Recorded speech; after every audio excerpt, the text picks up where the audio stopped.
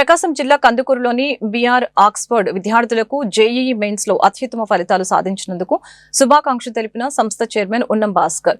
ఈ సందర్భంగా ఆయన మాట్లాడుతూ జేఈఈ మెయిన్స్ లో కార్తిక్ 99.76% సాధించి టౌన్ ఫస్ట్ సాధించడంతో పాటు జిల్లాలోని అత్యంత పర్సెంటేజ్ సాధించినందుకు గర్వంగా ఉందని ఆయన తెలియజేశారు. అనంతరం జేఈఈ అడ్వాన్స్ కి 30 మంది విద్యార్థులు అర్హత సాధించినందుకు విద్యార్థులకు తల్లిదండ్రులకు అధ్యాపకులకు ప్రత్యేక అభినందన తెలిపారు.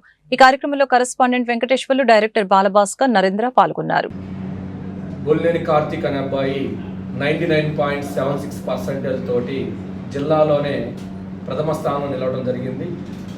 అదేవిధంగా రెండో స్టూడెంట్ ఎవరైతే ఉన్నారో హర్షిత్ అనే అబ్బాయి 98.96%. ఆ అబ్బాయి కూడా మంచి పర్సంటేజ్ సాధించడం జరిగింది.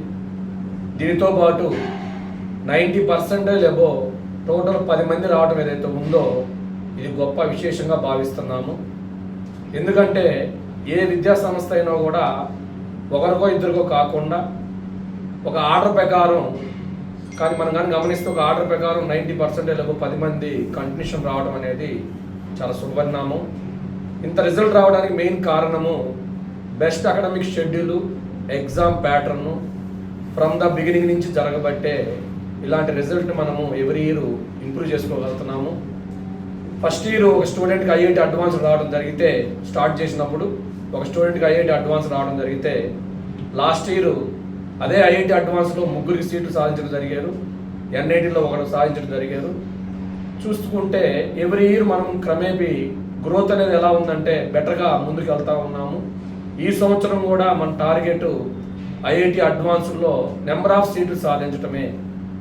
మీరు అబ్జర్వ్ చేస్తే ఐఐటి అడ్వాన్స్డ్ కానీ ఐఐటి మెయిన్స్ కానీ ఏదైతే ఉందో అది హెవీ కాంపిటీషన్ ఉంటుంది, నెగిటివ్ మార్కింగ్ ఉంటుంది, ఎగ్జామ్ పేపర్స్ చాలా క్రిటికల్గా ఉంటాయి.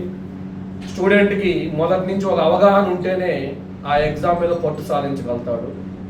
ఇలాంటి రిజల్ట్ సాధించినందుకు మా స్టాఫ్కి కానీ, స్టూడెంట్స్కి కానీ, అదేవిధంగా వాళ్ళ పేరెంట్స్కి కానీ మా మీద నమ్మకం ఉంచి చేర్చినటువంటి పేరెంట్స్ ఎవరైతే ఉన్నారో వాళ్ళందరూ కూడా ముందు ఇదే విధంగా రిజల్ట్ని ప్రొడ్యూస్ చేస్తామని